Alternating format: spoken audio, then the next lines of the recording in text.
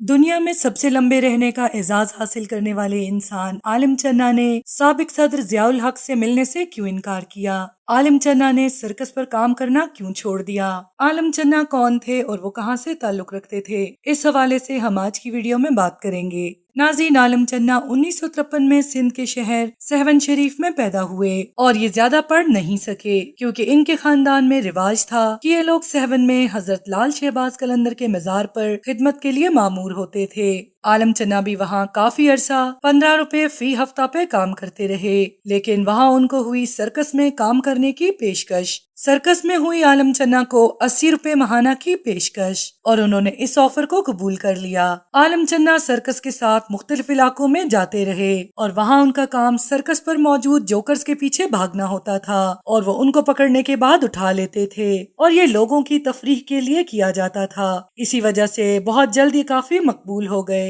1981 میں سرکس میں ہی کسی شخص نے ان کو دیکھ کر گنیز ورلڈ ریکارڈ والوں کو خط لکھ دیا اور اس کے ساتھ عالم چنا کی تصویریں بھی بھیج دیں اور کہا کہ یہ دنیا کے سب سے لمبے انسان ہیں۔ اس کے کچھ ہی مہینوں بعد گنیز ورلڈ ریکارڈ کی ٹیم سندھ کے دارالحکومت کراچی آ گئی اور وہاں سے وہ سہون عالم چنا سے ملنے گئے۔ وہاں عالم چنا کی ٹیم نے پیمائش کی جو کہ 7 فٹ اور 8 انچ تھی۔ اس کے بعد واپس UK جانے کے بعد انہوں نے عالم چنا کا نام سب سے لمبے زندہ انسان کی لسٹ میں ڈال دیا۔ چنا کا قد 18 سال کی عمر میں 6 فٹ اور 4 انچ تھا اور 26 سال کی عمر میں ان کا قد 7 فٹ اور 8 انچ تھا۔ عالم چنا کو اس سب نے بہت جلد مشہور کر دیا تھا اور وہ اس وجہ سے خوش نہیں تھے اور انہوں نے اسی وجہ سے سرکس میں کام کرنا چھوڑ دیا۔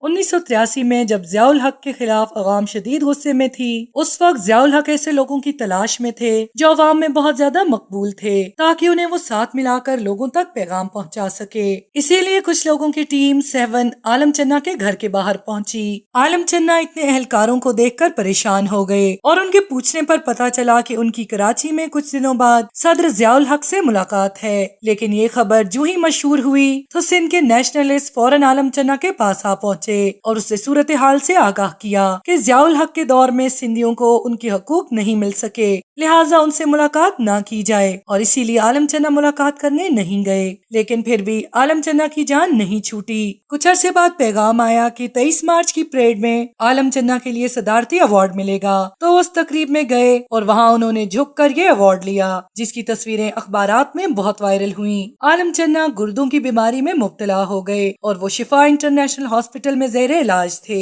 ڈاکٹرز کا کہنا تھا کہ ان کے گردوں نے کام کرنا چھوڑ دیا ہے اور اس کے علاوہ ان کا پتا بھی بہت چھوٹا ہے۔ ان کو امریکہ بھیجنے کا فیصلہ ہوا تو حکومت نے ان کو فنڈ کر کے امریکہ بھیجا، لیکن وہاں وہ کوما میں چلے گئے اور پھر وہ اسی بیماری کی حالت میں اس دنیا سے چلے گئے اور وہ سہون شریف میں ہی دفن ہے۔ To watch more videos, please subscribe to our channel and click the bell icon.